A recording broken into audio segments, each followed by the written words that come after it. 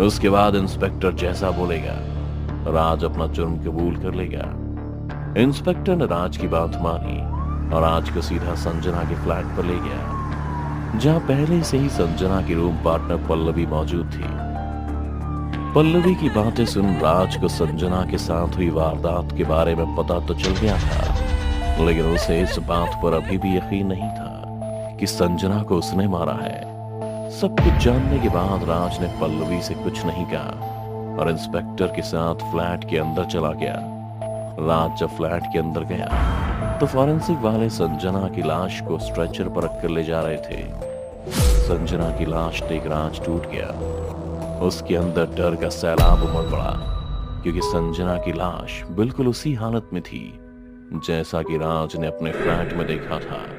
पेट में चाकू धंसा हुआ, गले में टूटी रस्सी लटकी हुई। पुलिस ने जब पंचनामा किया तो उसे संजना के कमरे से वो सारे सबूत मिले जो ये बात साबित करते थे कि संजना को मौत के घाट उतारने वाला कोई और नहीं बल्कि राज ही है।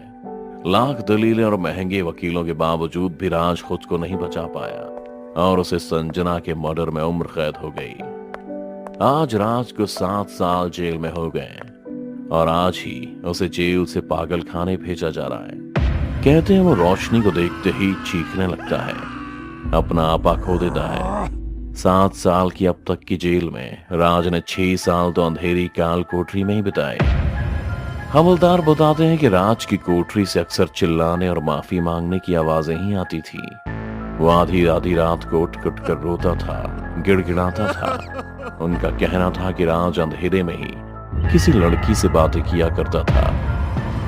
राज पागल खाने पहुंचकर भी अंधेरे कमरे में ही बंद पड़ा रहता था। फिर एक दिन उससे मिलने के लिए 2 लोग आए। सबके मिलने का इंतजाम एक अंधेरे कमरे में किया गया। राज अंधेरे में ही कुर्सी पर बैठा हुआ था, गर्दन तक बिखरे बाल, आंखों के नीचे काले धब्बे जिन्हें देख कोई भी राज से सहम जाए।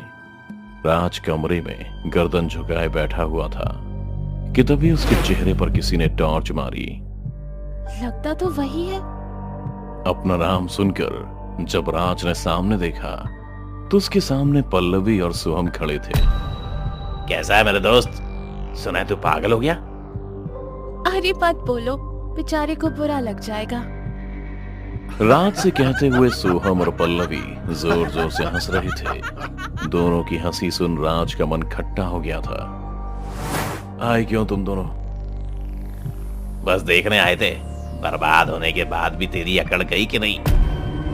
राज सोहम और पल्लवी की बातें बड़े गौर से सुन रहा था। बर्बाद? क्या मतलब है तुम दोनों का? मेरी इस हालत की वजह तुम दोनों? राज की बात सुन सोहम और पल्लवी दोनों एक दूसरे को देख हंसने लगे थे। अरे बेवकूफ, इतने साल मिले सोचने के लिए, फिर भी तुझे समझ नहीं आया?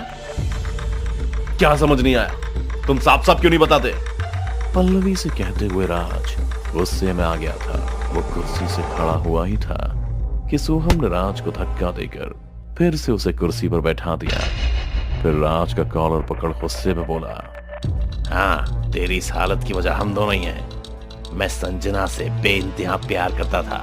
तू शायद भूल गया राज, लेकिन मैं और संजना बचपन के दोस्त थे। मेरा पहला और आखिरी प्यार थी वो। और तू मेरे सामने ही मेरे प्यार को मेरे बिस्तर पर रौंदता था। फिर तुझे कैसे छोड़ देता मैं? सोहम की बातें सुन राज का सर फटने को हो गया था। उसने चीखते हुए कहा, तो क्या संजना का रेप तूने किया था? हाँ, और फिर उसे फांसी भी मैंने ही लगाई थी, जिसमें मेरा साथ पल्लवी ने दिया था। ये सब सुन राज की सांसें गर्म होने लगी थी। गुस्से से उसके नथुने फूलने लगे थे और कमरे में सबको ठंड लगने लगी थी। क्या पल्लवी ने? पर पल्लवी का संजना से क्या लेना देना? वो तो संजना की अच्छी दोस्त हुआ करती थी। फिर राज पल्लवी से कहता हुआ कमरे की छत को देख मद्दम मद्दम मुस्कुराने लगा था कि तभी पल्लवी ने कहा, राज, मैं संजना की दोस्त जरूर थी, लेकिन मेरा प्यार तुम थे। मैं तुमसे प्यार करती थी, पर तुमने तो मेरे जिस्म के अलावा कुछ देखा ही नहीं। कितनी बार राज तुम मुझे नोच रहे होते थे, पर तुम्हारे होठों पर संजना का जिक्र होता था और जो काले जादू का सामान तुमने मेरे कमरे में देखा था वो मैं करती थी तुम पर और संजना पर। लेकिन जिस दिन संजना ने तुम्हारे फ्लैट पर आने से मना कर दिया था और तुमने मुझे फोन कर अपने फ्लैट पर बुलाया था, तब मुझे रास्ते में सोहम मिला जो संजना के लिए रो रहा था। उसी दिन हमने फैसला कर लिया था कि हम तुम दोनों को बर्बाद कर देंगे। फिर तभी से मैंने तुम्हारे खिलाफ सबूत इकट्ठा करना शुरू कर दिया। फिर मैं अपने प्यार संजना के पास गया। एक आखिरी बार मैंने उसके कोमल बदन को छुआ, उस पर अपने दांत गड़ाए, उसे बेतहाशा मारा। मैंने वो सब कुछ किया जो मैं उसके साथ करने का सोचता था। फिर उसे तड़पा कर मार डाला और तुमसे इकट्ठा हुए सारे सबूत हमने संजना के पास बारी बारी से रख दिए ताकि सबको ये लगे कि सब तूने किया है। और ऐसा ही हुआ, हमने तुझे बर्बाद कर दिया राज, बर्बाद कर दिया। सोहम की बात सुन राज रोने लगा था और उसकी आवाज सुन कमरे में एक लड़की के रोने की आवाज भी गूंजने लगी थी, जिसे सुन सोहम और पल्लवी की रूह कांप गई थी। उन्होंने जैसे ही टॉर्च की रोशनी कमरे की छत पर डाली तो उन्हें सैकड़ों संजना दीवारों से चिपकी नजर आने लगी। उसके पेट में अभी भी खंजर गड़ा हुआ था, उसके गले में आज भी वही टूटा हुआ फंदा पड़ा था। पर संजना पहले से और भी ज्यादा डरावनी और अपसैल हो चुकी थी।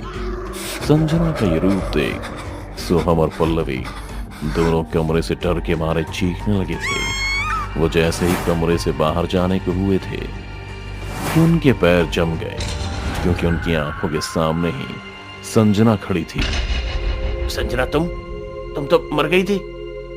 सोहम संजना से कहता हुआ डरता हुआ पीछे हट रहा था।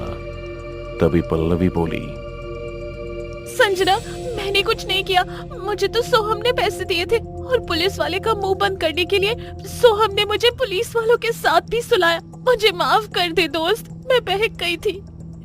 पल्लवी की बात खत्म होते ही संजना ने पल्लवी के मुंह में हाथ डालकर उसकी जबान ही खींच ली।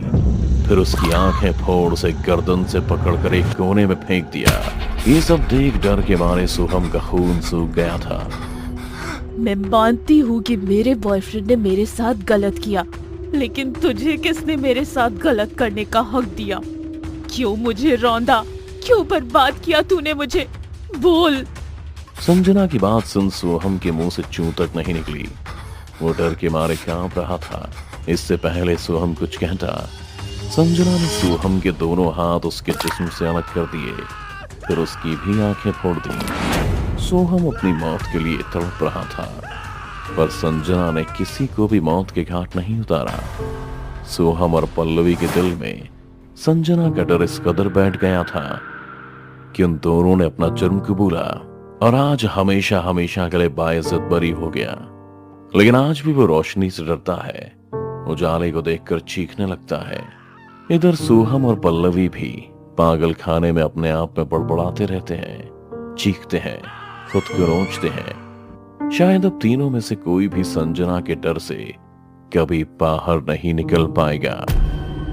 दोस्तों, उम्मीद है आप जान पाए होंगे कि हर गलती की अपनी एक सजा होती है। आप किसी भी गलती के लिए किसी को भी मौत की सजा नहीं दे सकते हैं।